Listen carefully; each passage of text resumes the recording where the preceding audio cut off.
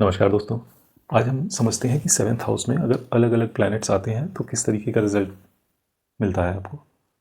तो शुरुआत करते हैं। अगर सूर्य 7वें भाव में आता है तो नेचुरल कुंडली में 7 नंबर राशि आती है 7वें भाव में। आपकी कुंडली में हो सकता है कोई और राशि आ रही हो, बट नेचुरल उसमें 7 नंबर राशि आती है। सूर्य अगर 7वें हाउस में आ रहा है तो वहाँ पर उसका नेचुरली डेबिलिटेशन का हाउस है। तो ऐसे में होता क्या है, एक तो आपका स्पाउस थोड़ा ईगोइस्टिक हो सकता है और आपको अपनी शादी में थोड़ा झुक के रहना पड़े अगर शांति बनाए रखनी है घर के अंदर, ये पॉसिबिलिटी है। बट ये शुरुआत के 8 से 10 साल शादी के आपको झुक के रहना पड़ता है, फिर उसके बाद फिर आपकी बात सभी लोग सुनते हैं, आपका स्पाउस भी और आपके ससुराल वाले भी। चलिए अब यहीं 7 नंबर की हाउस में मार्स को लेके आते हैं। मार्स है आर्मी जनरल और उसको, वो एक लीडर है और बहुत अग्रेसिव लीडर है और 7 नंबर का हाउस बंधन का होता है। तो ऐसे में आप पाएंगे कि आपका जो स्पाउस है, अगर आपका मार्स आपके 7वें भाव में, तो आपका स्पाउस अपनी किसी भी लाइफ की किसी भी प्रॉब्लम को या फेलियर को लेके आपको ब्लेम करता हो या करती हो, ये आप देखेंगे। क्योंकि मंगल है, उनको तो बहुत कुछ करना है, लेकिन जब वो फेल होते हैं तो बोलते हैं ये जो बंधन तुम्हारी वजह से मेरे ऊपर है, उसकी वजह से मैं फेल हो रही हूँ। भले ही आपका उसमें कोई रोल हो या ना हो, लेकिन ब्लेम आपके ऊपर आएगा। यहीं अगर सैटर्न 7वें भाव में आता है तो सैटर्न का ये एग्जॉल्टेशन पॉइंट है। सैटर्न हर चीज आराम से, ध्यान से, टाइम लेकर, देखकर, समझकर करता है। तो ये आपकी शादी होने में डिले भी करवा सकता है, क्योंकि आपकी इतनी क्राइटेरियाज होंगे कि आप पेशेंटली वेट कर रहे होंगे कि नहीं, मुझे इस तरीके का ही इंसान चाहिए जिसके साथ मैं शादी करूंगा या करूंगी। सैटर्न आपको ये भी पेशेंस सिखाता है यहाँ पर बैठ के कि आपको किसी दूसरे इंडिविजुअल के साथ अगर बंधन में रहना है तो थोड़ा पेशेंस दिखाना पड़ेगा। पेशेंस रिक्वायर्ड है, इसीलिए सैटर्न एग्जॉल्टेड है 7वें हाउस में, क्योंकि पेशेंस, डिले, इन सब चीज़ों का कारक है सैटर्न। तो अगर आपके अंदर पेशेंस नहीं है तो आपकी शादी में उथल पुथल मची रहेगी।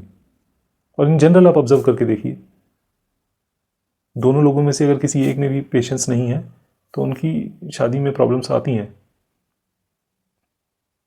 चलिए अब यहीं केतु अगर 7वें हाउस में आया तो केतु है साधु। इसके दिमाग में अपनी ही एक दुनिया चल रही होगी और ये अपने दिमाग में एक आइडियल पार्टनर की इमेज बना के रखते हैं जो कि इनके जो रियल लाइफ पार्टनर हैं उनसे कहीं दूर दूर तक मैच नहीं खाती, जिसकी वजह से ये डिटैच्ड फील करते हैं अपने स्पाउस से।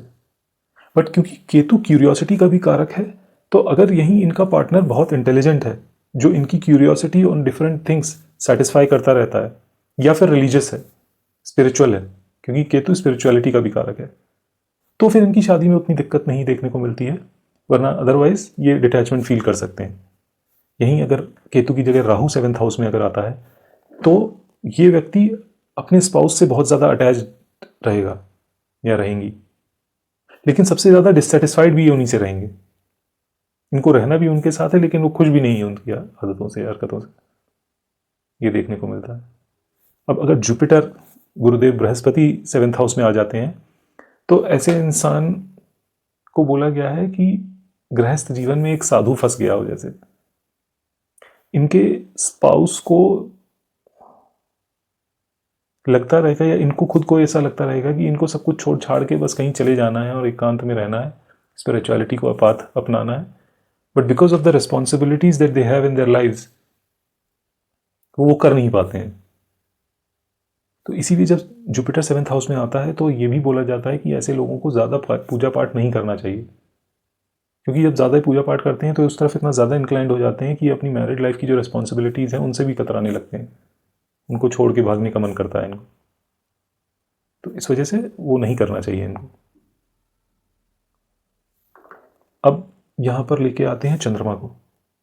चंद्रमा अगर यहाँ 7वें हाउस में है तो आपका पार्टनर मूडी हो सकता है, क्योंकि चंद्रमा बहुत फास्ट मूविंग प्लैनेट है, तो वो मूडी हो सकते हैं। चंद्रमा आपकी माँ को भी रिप्रेजेंट करता है, तो आपकी माँ का आपकी मैरिड लाइफ में बहुत ज़्यादा इंटरफेरेंस हो, ये पॉसिबल है। अब इसकी रेमेडी क्या होगी? इसकी रेमेडी यही होती है, अगर मून आपका 7th हाउस में है तो आप बीच में ना पिसें आपके स्पाउस और आपके माँ के बीच में। सबसे बेस्ट सॉल्यूशन का होता है कि आप अलग जाकर रहिए, वरना प्रॉब्लम्स होनी ही होनी है, कॉन्फ्लिक्ट्स होंगे ही होंगे और आप बीच में फंसेंगे उन कॉन्फ्लिक्ट्स के।